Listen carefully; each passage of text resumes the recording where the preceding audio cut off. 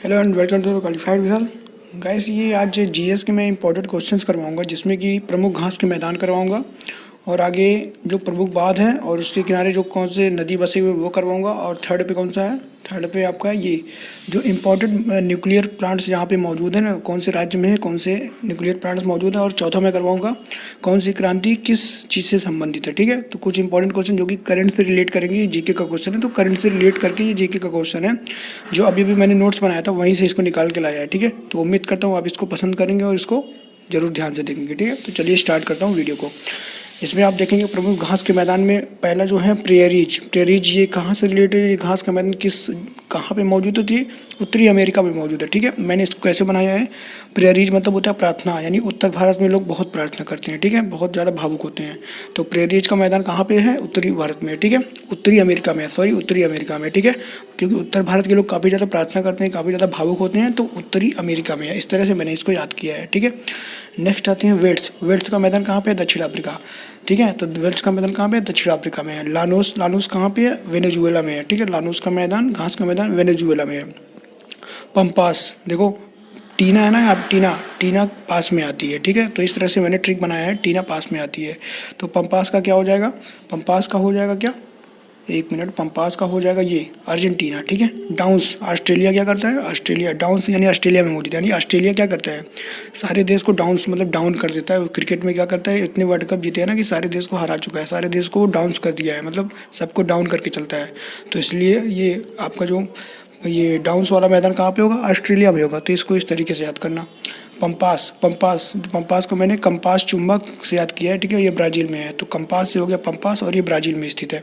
Savanna का मैदान कहाँ है, अफ्रीका में है। ठीक है, अफ्रीका वाले क्या होते हैं, काफ़ी ज़्यादा सुहाना होते हैं, काफ़ी ज़्यादा गोरे होते हैं।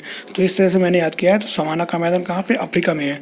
मैं आपको विश्वास दिलाता हूँ, केवल आप ये चार छः कुछ ऐसे घास के मैदान हैं, इसको आप एक बार याद कर लीजिएगा। यहाँ से निश्चित रूप से क्वेश्चन ज़बरदस्त आते हैं। ठीक है, और बहुत बार पूछे जाते हैं, रिपीट किए जाते हैं, तो इस चीज़ को आप ध्यान में रखिएगा। ठीक है, तो अभी बढ़ेंगे नेक्स्ट पेज पे। और एक यहाँ पे क्वेश्चन और मैंने मेंशन किया हुआ है, देख लीजिए।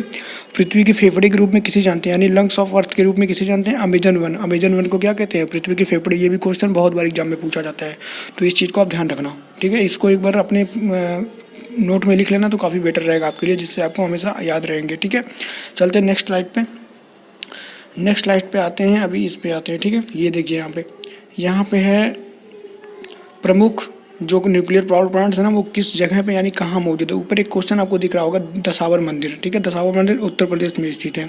एक दिख रहा होगा कैलाश मंदिर कहाँ पे स्थित है, ये महाराष्ट्र में स्थित है। ठीक है, एकाश्वरम पायर करके कुछ है। ठीक है, ये राष्ट्रकूट ने इसको बनवाया था। ठीक है, तो ये कृष्ण भगवान का मंदिर है, इसको आप ध्यान रखिएगा। विरूपाक्ष मंदिर कर्नाटक हम्पी में मौजूद है। आपको पता होगा कि ये क्वेश्चन कितनी बार एग्जाम में आए हुए हैं, तो इस चीज़ का आप एक बार ध्यान रखिएगा। ठीक है, आते हैं नेक्स्ट क्वेश्चन पे। नेक्स्ट है आपका ये न्यूक्लियर पावर प्लांट वाला आप देख लेते हैं। ठीक है, तो कैगा न्यूक्लियर पावर प्लांट कहाँ पे है, कर्नाटक में है। काकरापार कहाँ पे है, गुजरात यानी ताप्ती नदी के किनारे स्थित है। ठीक है, काकरापार। और कुडनकुलम कहाँ पे है, तमिलनाडु में है। ठीक है, कलपक्कम कहाँ पे, ये भी तमिलनाडु है। नरोरा कहाँ पे है, यूपी, ये यूपी में है। ये मैंने देखो लिखा है भाई जैसे, क्यों लिखा है भाई जैसे, क्योंकि कुडनकुलम और कलपक्कम दोनों कैसे स्टार्ट होते हैं और दोनों एक जैसे पढ़ने में रिदम आते हैं। तो मैंने इसको तमिलनाडु दोनों स्थित तमिलनाडु में स्थित हैं, इस वजह से इसको मैंने भाई जैसे लिख दिया, जिससे कि मुझे दोनों याद रहें। तो आप भी अपने सुविधा अनुसार जो आपको सही लगे वो ट्रिक के रूप में इस्तेमाल कर सकते हो। ठीक है, चलिए आता हूँ नेक्स्ट पे, एक मिनट भाई, यस। चलो नेक्स्ट आते हैं, तो नेक्स्ट है नरोरा, तो यूपी में हो गया। ठीक है, रावत भाटा कहाँ पे है, राजस्थान, यानी रावत भाटा राजस्थान, ये भी आपको याद कर सकते हैं। तारापुर कहाँ पे है, बच्चा जानते हैं, तारापुर महाराष्ट्र या मुंबई। ठीक है, महाराष्ट्र में है।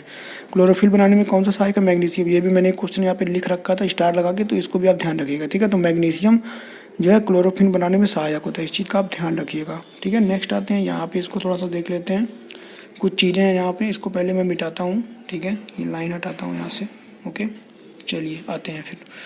इसमें दिया है क्रांति, विश्व में कौन सी क्रांति है, किससे संबंधित है। ठीक है, तो पहले तो ये जानो क्रांति का जनक किसको बोलते हैं, ये ये लिखा है कि रमन बारलाग। ठीक है, रमन बारलाग इस तरह के कोई थे जो क्रांति की खोज की थी, तो इसको आप ध्यान रखिएगा, इसका जनक किसको बोलते हैं, आप केवल बारलाग याद रखिएगा। ठीक है, क्रांति का जनक किसको बोलते हैं, बारलाग को बोलते हैं। ठीक है, नेक्स्ट आते हैं और ये भारत में किसको मानते हैं क्रांति का जनक, भारत में किसको, ये तो विश्व का हो गया, ठीक है, ये विश्व का हो गया वारलॉग, ठीक है। भारत में क्रांति का जनक किसे माना जाता है, एम एस स्वामीनाथन को माना जाता है, ठीक है।